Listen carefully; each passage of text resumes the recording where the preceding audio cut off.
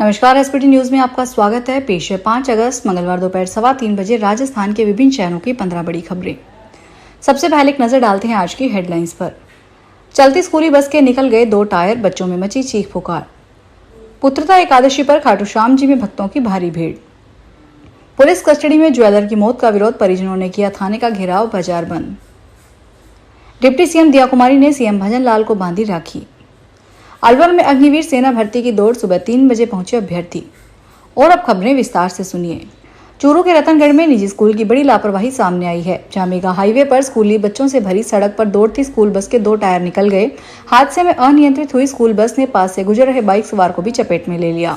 प्रत्यक्षदर्शी अजय सारस्वत ने बताया कि हादसे के वक्त स्कूल बस में करीब 2 दर्जन से अधिक बच्चे सवार थे और गनीमत यह रही कि बच्चों को गंभीर चोटें नहीं आई। पुत्रता एकादशी के मौके पर आज सीकर के खाटू श्याम जी में भक्तों की भारी भीड़ है। एकादशी और कल द्वादशी के मौके पर लाखों भक्त दर्शन के लिए आएंगे। मंदिर को भी कृष्णा, यशोदा और मोर थीम पर सजाया गया है। बाबा की प्रतिमा को हरे रंग के फूलों से श्रृंगार किया गया है। एकादशी के मौके पर केवल राजस्थान ही नहीं बल्कि हरियाणा, मध्य प्रदेश, पंजाब, उत्तर प्रदेश सहित अन्य राज्यों से भी भक्त दर्शन के लिए आ रहे हैं। ज्यादातर भक्त रिंगस से ट्रेन तक आ रहे हैं। ऐसे में यहाँ रिंगस स्टेशन पर देर रात तक भक्तों की भारी भीड़ है। रिंगस कस्बे में स्टेशन की तरफ जाने वाले रास्ते में बार बार जाम लग रहा है। जो भी ट्रेन रिंगस स्टेशन पर आ रही है और यहाँ से रवाना हो रही है उसमें भीड़ है। डूंगरपुर में पुलिस कस्टडी में ज्वेलर की मौत के विरोध में मंगलवार को बींछीवाड़ा बंद रहा। परिजनों और समाज के लोगों ने उदयपुर के ऋषभदेव थाने का घेराव कर रखा है। उन्होंने पुलिस के टॉर्चर से मौत होने का आरोप लगाया है। परिजनों ने पूरे थाना स्टाफ को सस्पेंड करने की मांग की है। सोमवार दोपहर ऋषभदेव पुलिस सराफा व्यापारी सुरेश पंचाल को उठा ले गई। इसकी जिम्मेदारी नियमानुसार बींछीवाड़ा पुलिस को भी नहीं दी गई। देर शाम बींछीवाड़ा में सूचना पहुंची कि सराफा व्यापारी की पुलिस हिरासत में मौत हो गई है। जयपुर के बिरला ऑडिटोरियम में रक्षाबंधन के पावन अवसर पर मुख्यमंत्री संग रक्षाबंधन कार्यक्रम आयोजित हुआ। इस विशेष कार्यक्रम में राजस्थान के उप मुख्यमंत्री दिया कुमारी ने मुख्यमंत्री भजन लाल शर्मा को अपना बड़ा भाई मानते हुए उनके हाथ पर राखी बांधी। उन्होंने इस अवसर पर प्रदेश के 1,21,000 आंगनबाड़ी कार्यकर्ताओं को रक्षाबंधन का तोहफा दिया। प्रत्येक कार्यकर्ता के बैंक खाते में 501 रुपए की राशि हस्तांतरित की गई है, जिसे मुख्यमंत्री ने राखी का तोहफा करार दिया। अलवर में अग्निवीर सेना भर्ती की दौड़ में आरआर कॉलेज ग्राउंड पर मंगलवार सुबह 3 बजे से शुरू हो गई। भर्ती में अलवर, भरतपुर, डींग, धौलपुर, कोटपुतली, बहरोड व तिजारा खैरथल जिले के 7,500 अभ्यर्थी शामिल होंगे। पहले दिन 50-50 अभ्यर्थियों के ग्रुप बनाए गए हैं। हर दिन 500 से 600 अभ्यर्थियों को बुलाया जाएगा। सेना भर्ती अधिकारी आलोक रंजन ने बताया कि फिजिकल टेस्ट के लिए अभ्यर्थियों को अलग अलग बैच में बुलाया जाए। इससे भीड़ नहीं हो और नियमित रूप से दौड़ करवाई जाए। राजस्थान पुलिस में दिन ब दिन घटती नफरी और बढ़ते अपराध को लेकर एक बार फिर कम्युनिटी पुलिस पर जोर दिया गया है। यहाँ साल 2021 में प्रदेश भर में 34,000 ग्राम रक्षकों को जोड़ा गया था। 4 साल के दरमियान में ग्राम रक्षकों की सेवाएं तो ली, लेकिन किसी तरह का बदलाव नहीं किया। पुलिस मुख्यालय ने दूर दराज तक अपना नेटवर्क मजबूत रखने में इसे अहम कड़ी माना है। ऐसे में एक बार फिर ग्राम रक्षक के तौर पर युवाओं को जुड़ने का मौका दिया गया है। प्रदेश में 40,000 ग्राम रक्षक नियुक्त किए जाएंगे। यह प्रक्रिया 15 अगस्त तक पूरी करने के निर्देश दिए गए हैं। झालावाड़ में कामखेड़ा बालाजी धाम से दर्शन कर लौट रही श्रद्धालुओं से भरी ट्रैक्टर ट्राली सोमवार को पलट गई। हादसा झालावाड़ के अखलेरा थाना क्षेत्र के कलमोदिया मोड़ पर हुआ, जिसमें करीब 2 दर्जन से अधिक श्रद्धालु घायल हो गए। इनमें महिलाएं, पुरुष और छोटे बच्चे शामिल हैं। दर्शन के बाद सभी लोग सुबह करीब 10:30 बजे गांव लौट रहे थे। रास्ते में अखलेरा इलाके के कलमोदिया मोड़ पर ट्रैक्टर ट्राली अनियंत्रित होकर पलट गई। दिल्ली से संसद भवन परिसर में मंगलवार को संसदीय दल की बैठक हुई। इसमें एनडीए सांसदों ने ऑपरेशन सिंदूर और ऑपरेशन महादेव की सफलता पर पीएम नरेंद्र मोदी को सम्मानित किया। रक्षा मंत्री राजनाथ सिंह ने पीएम को हार पहनाया। सांसदों ने हर हर महादेव, भारत माता की जय के नारे लगाए। मीडिया रिपोर्ट्स के मुताबिक पीएम ने सांसदों को अपने संबोधन में कहा, संसद में ऑपरेशन सिंदूर पर चर्चा की मांग करके विपक्ष ने गलती की। इसमें उनकी फजीहत हुई है। विपक्ष अपने पैर पर कुल्हाड़ी मारने में माहिर है। विपक्ष रोज ऐसी चर्चाएं कराएं, हम इस फील्ड में माहिर हैं। चीनी घुसपैठ को लेकर राहुल गांधी के बयानों पर सुप्रीम कोर्ट की टिप्पणी के बाद अब पूर्व सीएम अशोक गहलोत ने उनका बचाव किया है। गहलोत ने राहुल गांधी का समर्थन करते हुए कहा, राहुल गांधी ने कोई गोपनीय जानकारी साझा नहीं की है।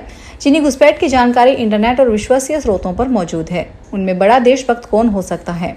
गहलोत ने सोशल मीडिया पर लिखा, राहुल गांधी ने कोई गोपनीय जानकारी साझा नहीं की। गलवान में चीनी घुसपैठ और झड़प, इसमें 20 भारतीय सैनिक शहीद हुए की जानकारी पहले से सार्वजनिक रूप से मौजूद है। केंद्रीय माध्यमिक शिक्षा बोर्ड ने हाल ही में घोषित 12वीं सप्लीमेंट्री एग्जाम के रिजल्ट से असंतुष्ट स्टूडेंट्स को मार्क्स वेरिफिकेशन का मौका दिया है। ऐसे स्टूडेंट जांची गई आंसर बुक की फोटोकॉपी के लिए 6 अगस्त से ऑनलाइन आवेदन कर सकेंगे। इसकी अंतिम तिथि 7 अगस्त है। प्रति विषय आंसर शीट की फोटोकॉपी के लिए 700 रुपये शुल्क देय होगा। इस तरह आंसर शीट की फोटोकॉपी लेने वाले विद्यार्थी अंकों के सत्यापन या पुनर्मूल्यांकन अथवा दोनों के लिए 13 में 14 अगस्त को आवेदन कर सकेंगे। केंद्र सरकार ने उन मीडिया रिपोर्ट्स का खंडन किया है जिनमें पेट्रोल में 20% इथेनॉल मिश्रण के संभावित नकारात्मक प्रभाव, खासकर पुराने वाहनों और ग्राहक अनुभव के बारे में चिंता जताई गई थी। पेट्रोलियम मंत्रालय ने एक बयान में कहा, हालांकि ये चिंताएं काफी हद तक निराधार है और इसे लेकर वैज्ञानिक प्रमाण या विशेषज्ञ विश्लेषण का भी अभाव है। उन्होंने आगे कहा कि पेट्रोल में इथेनॉल मिश्रण से वाहनों को नुकसान पहुंचने या उपभोक्ताओं को अनावश्यक परेशानी होने की बात वास्तविक तथ्यों पर आधारित नहीं है और इसमें तकनीकी आधार का भी अभाव है।